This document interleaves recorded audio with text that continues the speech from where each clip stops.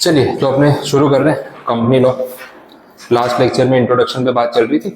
हमने कुछ कैरेक्टरिस्टिक्स के बारे में बात की थी रिलेटेड टू अ कंपनी, और वो लिस्ट आपके सामने है, देख लेते हैं एक बार फिर से। अब ये पॉइंट्स मैंने आपको डिटेल में नहीं समझाए थे, मतलब वर्ड टू वर्ड लैंग्वेज के साथ नहीं गए थे, सिर्फ एक बार एक क्रक्स बताया था कि हर एक कैरेक्टरिस्टिक में क्या होता है। अब इसी चीज को कंप्लीट करते हैं। बहुत सारे पॉइंट्स कवर हो गए थे, जहां कोई एक्स्ट्रा पॉइंट ऐड होगा ना मैं वही रिपीट करूंगा, तो वापस पूरा नहीं देखेंगे। जैसे पहले बोला है कॉर्पोरेट पर्सनैलिटी, हमने इसमें देखा कंपनी का अपना नाम हो सकता है, कंपनी का अपना सील या स्टैंप हो सकता है, कंपनी अपने नाम पे अपनी असेट्स परचेज कर सकती है। ये सारे पॉइंट्स जो है वो अवेलेबल है, तो यही सारी बातें यहाँ पे की है। कंपनी प्रॉपर्टी ओन कर सकती है, डेट उधार ले सकती है, पैसा मनी बोरो कर सकती है, बैंक अकाउंट ओपन हो सकता है कंपनी के नाम का, कंपनी लोगों को एम्प्लॉय कर सकती है, कॉन्ट्रैक्ट में एंटर कर सकती है, केस फाइल कर सकती है, सब कुछ हो सकता है। ठीक है, तो ये सारे ऑप्शंस अवेलेबल हैं। नेक्स्ट, कंपनी के जो मेंबर्स हैं वही उसके मालिक हैं, ये बात हम जानते हैं, और वो कंपनी के क्रेडिटर्स भी हो सकते हैं, इम्प्लाइड सी बात है, उसमें कोई प्रॉब्लम नहीं है। ठीक है, उसके बाद share holder can not be held liable for the acts of the company even if he holds virtually the entire share capital. Very important point, ये एग्जाम में डायरेक्टली एक बार क्वेश्चन पूछा था, पास पेपर्स में आपको मिलेगा। ये सेंटेंस था और लास्ट में लिख दिया कमेंट वेदर ट्रू और फॉल्स, ये क्वेश्चन होता है डायरेक्टली। अब बोल रहे हैं कि एक कंपनी का शेयर होल्डर जो है ना, वो कंपनी के एक्ट्स के लिए पर्सनली लायबल नहीं होता, क्योंकि कंपनी अलग है। अपन देखे थे सेपरेट मैनेजमेंट सेपरेट ओनरशिप, तो कंपनी का मैनेजमेंट अलग है, ओनरशिप अलग है। तो फिर इस सिचुएशन में शेयर होल्डर को हम हर एक्ट के लिए कंपनी के पर्सनली लायबल होल्ड नहीं कर सकते, even if he holds virtually the entire share capital. मतलब ऐसा है कि एक कंपनी के 99.99% शेयर्स आपके पास है,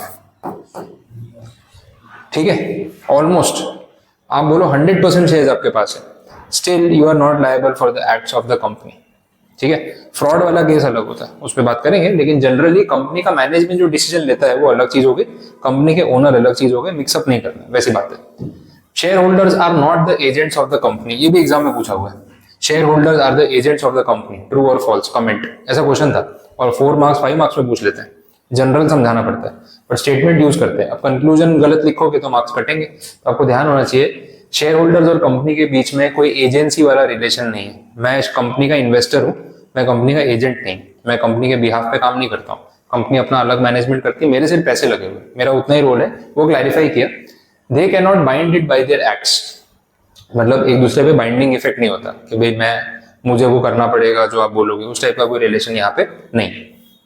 next point, the company does not hold its property as an agent और ट्रस्टी फॉर इट्स मेंबर्स। ये भी एक इंप्लाइड सी बात है, तो समझनी है। जैसे अपन रिलायंस की बात कर रहे थे उस दिन, ठीक है, तो रिलायंस इंडस्ट्रीज का अपने यहाँ पे हजीरा में प्लांट है, और हजीरा में काफी बड़ा प्लांट है, ठीक है। अब ये जो प्लांट है, इसकी पूरी जमीन, इसकी प्रीमाइसेस, इसकी मशीनरी, इन सब का ओनर कौन? रिलायंस या फिर अंबानी फैमिली? ओनरशिप किसकी? कंपनी की या फैमिली की? कंपनी की, समझ आ रहा है? अब इसमें ऐसा नहीं है कि रिलायंस ये सारी असेट्स इनके बिहाफ पे होल्ड करती है, ऐसा कुछ नहीं है। Reliance is not agent of Ambani, ये आपको समझना है। रिलायंस खुद अपने आप में एक पर्सन है, आर्टिफिशियल पर्सन, और जितनी भी रिलायंस की असेट्स इसके नाम पे रजिस्टर्ड है वो सब रिलायंस इंडस्ट्रीज की है, मुकेश अंबानी की नहीं है। और ऐसा भी नहीं है कि रिलायंस इंडस्ट्री मुकेश अंबानी की एजेंट है, मुकेश अंबानी बोले मालिक तो मैं ही हूँ, कंपनी मेरे बिहाफ पे सारी असेट ओन कर रही है, ऐसा नहीं है।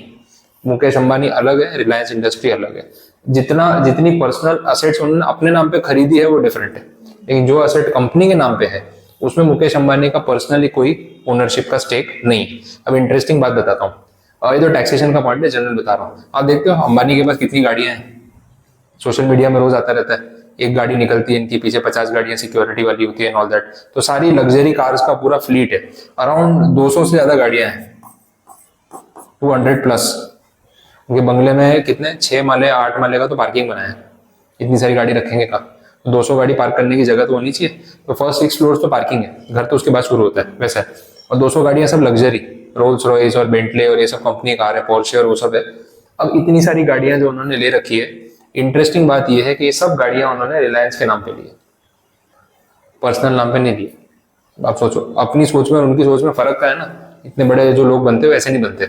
आप अगर 5 करोड़ की रोल्स रॉयस खरीदोगे तो आप तो अपने नाम पे खरीदोगे, यार मेरी गाड़ी है, कल को ये हो गया मैं तो मेरे नाम पे लूंगा। उनकी 5 करोड़ की ऐसी 200 गाड़ियां ना, सारी रिलायंस इंडस्ट्रीज के नाम पे, कंपनी के नाम पे ली है। अब बोला इससे फर्क क्या पड़ता है? खुद के नाम पे लेंगे तो पहले तो अपनी इतनी इनकम दिखानी पड़ेगी, तो पहले रिलायंस से वो उतनी सैलरी लेंगे, उस पर टैक्स पे करेंगे, बचे हुए पैसों से रोल्स रॉयस खरीदेंगे 5 करोड़ की पर्सनल गाड़ी। उन्होंने क्या किया, कंपनी के नाम पे खरीदी। उससे पता है फायदा क्या हुआ? एक तो खुद की सैलरी उठानी नहीं पड़ी। रिलायंस इंडस्ट्रीज ने रोल्स रॉयस खरीदी है, मुकेश अंबानी ने नहीं खरीदी। अच्छा, रिलायंस इंडस्ट्रीज ने रोल्स रॉयस खरीदी, वो हो गई बिजनेस की असेट, तो उस पर वो डेप्रिसिएशन क्लेम कर सकते हैं। फिर उन्होंने ऐसा दिखा दिया कि मैं कंपनी का मैनेजिंग डायरेक्टर हूं, तो as a perquisite Reliance industry ने मुझे वो गाड़ी यूज करने के लिए दी। बात समझ आई? तो गाड़ी का पेट्रोल का खर्चा भी बिजनेस एक्सपेंस, और गाड़ी का खर्चा भी बिजनेस एक्सपेंस। अब ऐसी गाड़ी पे 15-20% डेप्रिसिएशन क्लेम करने को मिलता है हर साल। तो 5 करोड़ की गाड़ी पे एक साल का डेप्रिसिएशन 1 करोड़ हो गया। तो 1 करोड़ का खर्चा रिलायंस की बुक्स में डालोगे तो उस पर टैक्स बचेगा या नहीं बचेगा? तो टैक्स कितना होता है कंपनी पे? 30%।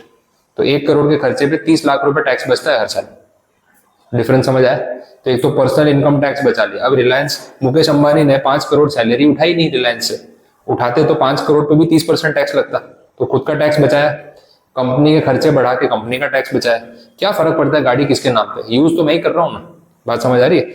एज एन एमडी यूज कर रहा हूँ, वो ऐसा दिखा रहे हैं कि मैं एज एन एम्प्लॉय, क्योंकि मैं रिलायंस का एम्प्लॉय हूँ, रिलायंस कंपनी ने मुझे परक्यूजिट्स के तौर पे, फैसिलिटी के तौर पे गाड़ी यूज करने को दी है।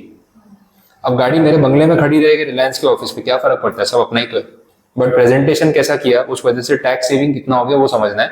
पैसा बचाने वाली स्कीम। और ये एक गाड़ी की बात कर रहा हूँ, ऐसी 200 गाड़ी है। एवरेज प्राइस ही 5 करोड़ होगा एक गाड़ी का, ज्यादा भी हो सकता है। तो कितने रुपए की गाड़ी होगी, और एक साल का डेप्रिसिएशन कितना हो गया, और उस पर टैक्स सेविंग कितना हो गया, वो आप सोचो। सिर्फ नाम बदलने से, अपने नाम पे ना लेके कंपनी के नाम पे गाड़ी खरीदने से करोड़ों रुपए तो हर साल का टैक्स बच रहा है। बात समझ आ रही है? तो इतने बड़े लेवल पे जब लोग काम करते हैं ना, तो they are not in that कि हमें बस सब कुछ अपने नाम पे पजेस करना है या ओन करना है। हम यूज करेंगे नाम पे, किसी के भी क्या फर्क पड़ता है, लेकिन पैसा फालतू का खर्च नहीं करेंगे। 5 करोड़ की गाड़ी लेके भी टैक्स तो बचाएंगे। बात समझ आ रही है? तो बिजनेस माइंड वैसा ही होता है, तभी इतने लेवल पे पहुंचते हैं। ये सिचुएशन है वैसा है। और ये पब्लिक डोमेन में आया था, उनकी रोल्स रॉयस का वो आया था रजिस्ट्रेशन रिसीट सोशल मीडिया में, और वो रिलायंस इंडस्ट्रीज के नाम पे गाड़ी थी, और पूरा डेटा आया था कि सब गाड़ियां उन्होंने कंपनी के नाम पे ले रखी, पर्सनल नाम पे कुछ नहीं है, ना वाइफ के नाम पे ना बच्चों के नाम पे। जितना हो सकता है बिजनेस के नाम पे लो, ताकि खर्चा क्लेम कर सको। तो ये कैलकुलेशन होती है। जो आपने डेप्रिसिएशन का पॉइंट बोला, मतलब जितना ज्यादा डेप्रिसिएशन होगा तो टैक्स कम भरना पड़ेगा, खर्चा दिखा सकते हो ना। पर्सनल नाम पे जो गाड़ी होती है ना, उसका डेप्रिसिएशन नहीं मिलता है। अब मुकेश अंबानी ने 5 करोड़ की गाड़ी खुद के नाम पे ली, वो तो पर्सनल हो गई ना, तो डेप्रिसिएशन कहाँ पे क्लेम करोगे? वो तो वही मिलेगा नहीं। लेकिन कंपनी की जो असेट होती है उस पर जो डेप्रिसिएशन मिलता है ना बिजनेस की असेट पे, तो लोग वैसा करते हैं। ये चीज होती है। जैसे फॉर इंस्टेंस, इवन जैसे आपके पेरेंट्स का कोई बिजनेस है, आपको एक मोबाइल फोन चाहिए, तो आपके फादर क्या करेंगे, आपको जो मोबाइल फोन दिलाएंगे ना, वो ऑफिस के नाम से बिल बनवाएंगे, जो उनकी फर्म होगी ना उस अकाउंट से पेमेंट करेंगे, और फिर हम बुक्स में डाल देते हैं एम्प्लॉय एक्सपेंस। भाई स्टाफ को बिजनेस के काम के लिए फोन दिलाया, 20,000 रुपए, 20,000 रुपए खर्चे में डाल दिया। बट यही अगर पर्सनल नाम पे लेते तो क्या दिखता? पर्सनल खर्चा है। ड्रॉइंग्स का थोड़ी कोई डिडक्शन मिलता है इनकम टैक्स में, लेकिन बिजनेस एक्सपेंस का तो मिलेगा। तो हर कोई छोटे बड़े लेवल पे ये चीज दिमाग लगाता है। फर्क क्या पड़ता है? आप मोबाइल फोन यूज कर रहे हो, आपको फर्क पड़ता है उसका बिल किस नाम से बना है? Least concern. लेकिन टैक्स बचता है तो फिर अच्छी बात है ना, ये वैसा होगा। ठीक है, पॉइंट क्लियर? चलो, तो ये जो असेट्स है वो सारी कंपनी की खुद की है, वो किसी की एजेंट नहीं। ये बात क्लियर रखनी है। छोटे छोटे पॉइंट्स कंपनी को थोड़ा डेप्थ में पढ़ना पड़ता है। ये सेंटेंसेस वो लोग एग्जाम में पकड़ते हैं, तो अगर आप ऊपर ऊपर से पढ़ के चले जाओगे ना, तो आपको फिर सही लॉजिक ध्यान में ही नहीं आएगा। ये 4 मार्क्स में पूछ लिया। हाँ बताता हूँ, देखो। हाँ देखो कैसे लिखना होता है। कुछ आंसर ऐसे ही होते हैं जो बना के लिखने पड़ते हैं, दैट इज ऑल्सो रिक्वायर्ड, वो आपको आना चाहिए। अब यहाँ पे पूछ लिया द शेयर होल्डर्स आर, या जैसे ऊपर था the share holder can not be held liable for the act of the company, true और फॉल्स, क्या लिखोगे इसमें 4 मार्क्स में? तो ये जनरल आंसर है। अब इसमें ना जो पूछा है उसके अराउंड क्या क्या आप रिलेट करा सकते हो, वो आपका टैलेंट है और आपकी नॉलेज है। अब इसमें ये लाइन अगर पूछी तो बात आपको शुरू करनी पड़ेगी व्हाट इज अ कंपनी, वहां से बात शुरू करनी पड़ेगी। पॉइंट्स पकड़ने इसमें, एक तो ये समझा दो कि भाई कंपनी होती क्या है, थोड़ा इंट्रोडक्शन तो दो। फिर ये समझाओ शेयर होल्डर कौन होता है, उसके बारे में समझाओ। ठीक है, फिर कंपनी और शेयर होल्डर का रिलेशन समझाओ, artificial person, natural person, separate entity, ये वो सब बातों पे आओ। फिर आपको बताना पड़ेगा कि ओनरशिप और मैनेजमेंट डिफरेंट होती है। कंपनी का मैनेजमेंट अलग लोग करते हैं, प्रोफेशनल्स करते हैं। शेयर होल्डर सिर्फ इन्वेस्टर होता है। तो share holder day to day decision making में पार्टिसिपेट नहीं करता है। क्योंकि वो पार्टिसिपेट नहीं करता है, वो कंपनी का एजेंट नहीं है, और कंपनी की हर एक बिजनेस डिसीजन के लिए आप उसको पर्सनली लायबल होल्ड नहीं कर सकते। लॉजिकली उसका कोई सेंस नहीं बनता। ये करते करते आप इस सेंटेंस पे आओगे लास्ट में, कंक्लूजन में, और फिर इस चीज को जस्टिफाई करोगे कि हाँ ऐसा है। अगर ऑलमोस्ट पूरी शेयर कैपिटल भी किसी एक पर्सन के पास है, स्टिल वो कंपनी का मैनेजर नहीं है, मैनेजमेंट को और करता है, तो डे टू डे डिसीजंस के लिए हम उसको पर्सनली लायबल होल्ड नहीं कर सकते। एक्सेप्शन आता है। एक्सेप्शन ये आता है कि अगर वो खुद इन्वॉल्व है और फ्रॉड कर रहा है, तो फ्रॉड वाली सिचुएशन में उसकी पर्सनल लायबिलिटी आती, अदरवाइज नहीं आती। भाई आपने रिलायंस के शेयर खरीद रखे, 2 शेयर खरीदे 1500 रुपए के। अब रिलायंस इंडस्ट्रीज में मैनेजमेंट में क्या हो रहा है आपको पता है क्या? कल को रिलायंस इंडस्ट्रीज में कोई फ्रॉड बाहर आया तो आपको जेल हो सकती है। आप सूरत में बैठे हैं, या बोले मैंने क्या किया, 3000 रुपए इन्वेस्ट किए थे, अब उसके बदले जेल जाना पड़ रहा है। क्यों? क्योंकि मैनेजमेंट फ्रॉड कर रहा है, या मैनेजमेंट ने कोई गलत डिसीजन लिया जिससे कंपनी का नुकसान हुआ। कोई कॉम्पनसेशन मांगने आ गया और आपसे मांग रहा है, बोले आप रिलायंस के शेयर होल्डर हो? हाँ। बोले मेरा इतना नुकसान हुआ, पैसे दो। बोले मैं क्यों पैसे दूं? बोले आप मालिक हो कंपनी के। बोले कंपनी ने क्या डिसीजन लिया मुझे तो कुछ मालूम ही नहीं है। अगर कंपनी ने डिसीजन लिया है और आपका नुकसान हुआ है, आप कोर्ट में केस करो ना, कंपनी से मांगो, मुझसे क्यों मांग रहे हो? बोले नहीं आप मालिक हो ना। बोले रुक जा मैं अभी शेयर बेच देता हूँ। आपने तुरंत शेयर बेच दिया, बोला मालिक नहीं हो, जो करना है करो। ऐसा नहीं होगा।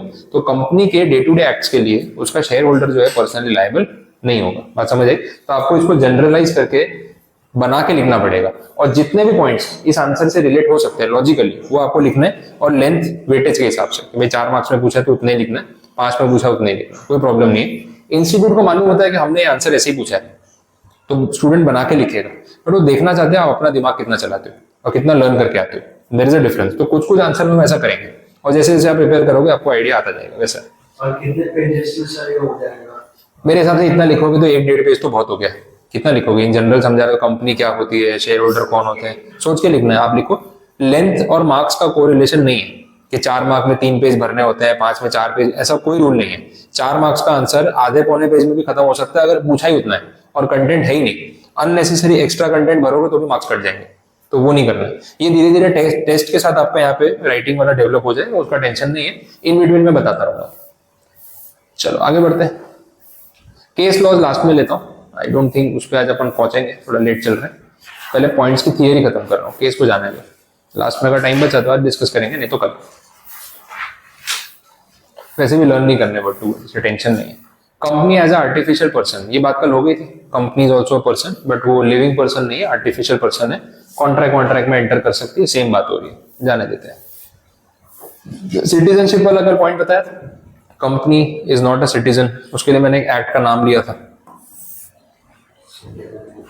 इसमें बोला है 1955, this specifically excludes a company और एसोसिएशन और body of individuals from this citizenship. Specific ना बोला तो फिर तो कवर होगा ही ना, इम्प्लाइड। नेशनैलिटी और रेसिडेंस होता है, हमने देखा इंडियन कंपनी, फॉरेन कंपनी, वो बात हो चुकी है। रिपीट पॉइंट है। लायबिलिटी लिमिटेड होती है, तो बताया था।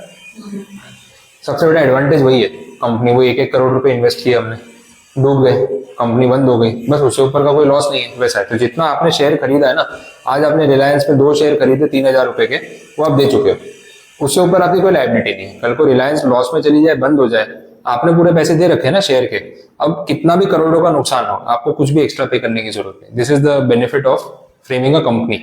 सोल प्रोप्राइटर होता ना तो घर बेच के पैसे देने पड़ते, डिफरेंट चीज हो जाती, वैसा है। नेक्स्ट, इसके कुछ एक्सेप्शंस की बात हो रही है, लेकिन ये सेक्शंस अभी यहाँ पे यूज होने शुरू नहीं हुए, नोटिफाई नहीं हुए, तो उसको मैं इग्नोर कर रहा हूँ, जाने दे रहा हूँ, काम क्या नहीं है। सर इसमें अभी समझ लीजिए कि 50 करोड़ रुपए की असेट है और 100 करोड़ रुपए की लायबिलिटीज है। हाँ, तो कंपनी जैसे बंद होती है तो 50 करोड़ का तो हम पे कर देंगे, बाकी का 50, बाकी आउटसाइडर्स का लॉस। उसमें क्या होता है, एक ऑर्डर फिक्स होता है लिक्विडेशन में कि असेट बेच के 50 करोड़ इकट्ठा हुआ है। अब 100 करोड़ जो आप बोल रहे हो उसमें मांगने वाले अलग अलग है, डिबेंचर होल्डर है, प्रेफरेंस शेयर होल्डर है, इक्विटी वाले हैं, बैंक है, फाइनेंशियल इंस्टीट्यूशंस हैं, क्रेडिटर्स हैं जो आपके साथ बिजनेस कर रहे थे, स्टाफ की सैलरी है, गवर्नमेंट के टैक्सेस है, सिक्योर्ड लोन्स है, अनसिक्योर्ड लोन्स है, कितना कुछ है। किसको पहले पैसा दे, किसको बाद में। तो वाइंडिंग अप के प्रोसीजर्स में एक सेक्शन बनाया जिसके अंदर उन्होंने ऑर्डर फिक्स कर दिया है कि इस ऑर्डर में पैसे देते जाना है, पहले सिक्योर्ड, फिर अनसिक्योर्ड, फिर प्रेफरेंस, फिर इक्विटी। जनरल ऑर्डर ऐसा है। तो उस ऑर्डर में पैसे बंटने शुरू होंगे। अब जहां तक आते आते पैसे खत्म हो गए, पीछे वालों का लॉस। ऑर्डर फिक्स कर दिया ताकि झगड़ा नहीं हो।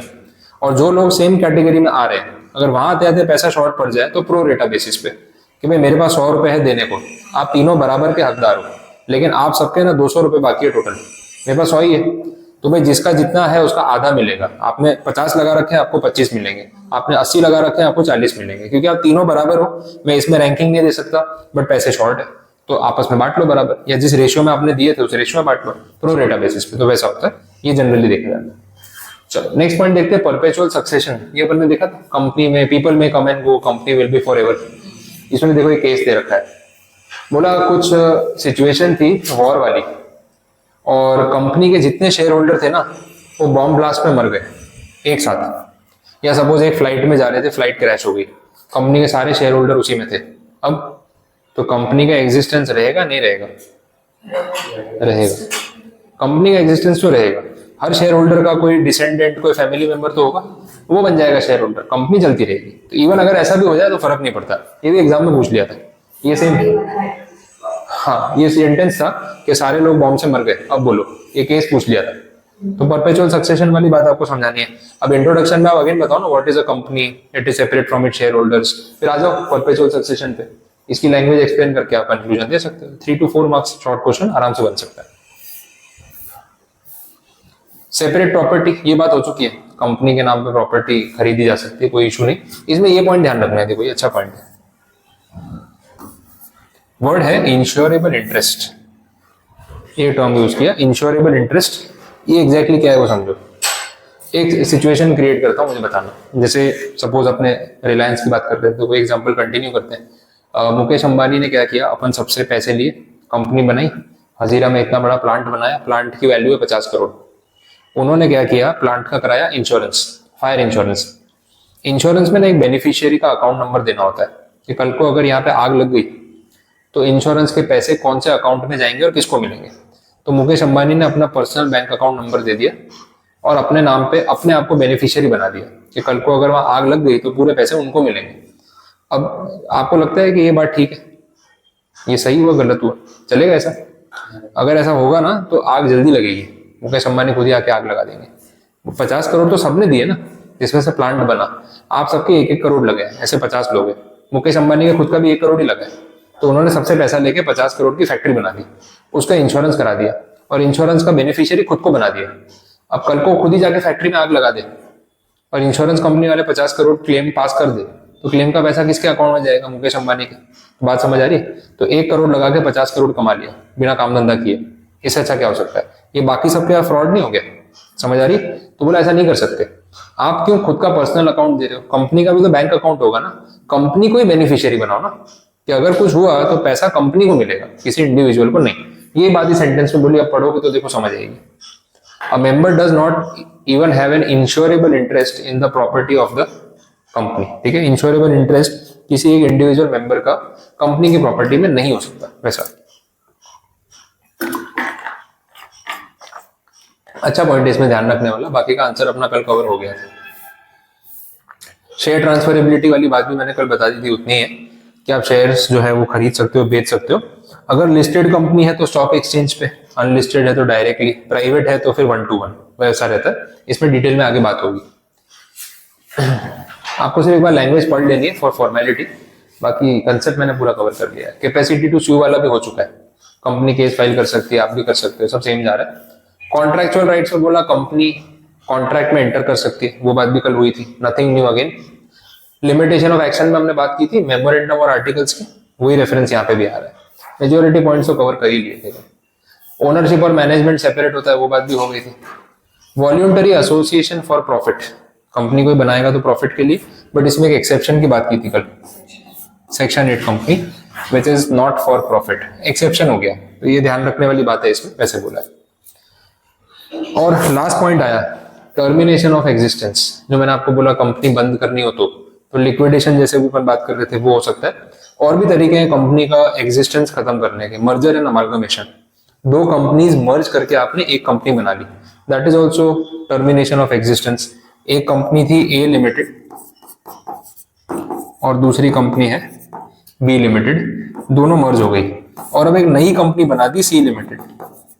तो ऑन पेपर ए का एग्जिस्टेंस खत्म, ऑन पेपर बी का एग्जिस्टेंस खत्म, अब कौन एग्जिस्ट करता है? C limited. समझ आए? That is amalgamation merger. तो उसमें भी ऑन पेपर तो ये नाम ही खत्म हो गया ना, टर्मिनेशन ऑफ एग्जिस्टेंस, ये भी एक रीजन हो सकता है। अभी मर्जर अमालगमेशन में आपने देखा वोडाफोन आइडिया, दो अलग कंपनीज थी, बंद हो गई। अभी एयरलाइंस में चल रहा है, एक कंपनी है विस्तारा, एक है अपनी एयर इंडिया, ठीक है, ये दो कंपनीज हैं। विस्तारा जो है वो टोटली एयर इंडिया में मर्ज हो गई, खत्म एग्जिस्टेंस, क्योंकि सारी कंपनी टाटा की है। विस्तारा के अंदर मेजोरिटी स्टेक टाटा का था, एयर इंडिया टाटा ने परचेज कर ली, मर्ज कर दिया इसको, ठीक है। वैसा है तो विस्तारा जो है एग्जिस्ट नहीं करती, एयर इंडिया में मर्ज कर दिया, एग्जिस्टेंस खत्म, वैसा हो गया। चल, तो ये पॉइंट कंप्लीट। यहाँ तक हम आते आते सारे कैरेक्टरिस्टिक्स जो है वो देख चुके हैं एंड दिस इज डन। कुछ नहीं समझ आया यहाँ तक, कोई क्वेरी है तो बताओ। क्लियर? नया टॉपिक है लिफ्टिंग ऑफ कॉर्पोरेट व्हील, वो आज नहीं स्टार्ट करेंगे, फिर लंबा चलेगा तो पीछे आपके बाकी बैचेस लेट हो जाएंगे, तो इसको अभी जानने दो। इसके बाद कुछ इजी आंसर्स हैं जो मैं आपको घर पे दे सकता हूँ पढ़ने के लिए, तो एक बार वो बता देता हूँ।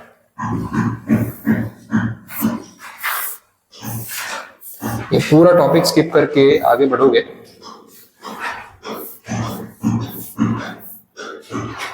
अच्छा, इसके अंदर कवर नहीं हो रहा है, ठीक है, कोई प्रॉब्लम नहीं है, चलेगा।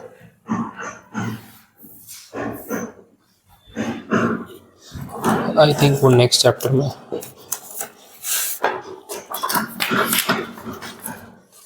वो नेक्स्ट चैप्टर में, ठीक है, चलेगा, इसमें नहीं।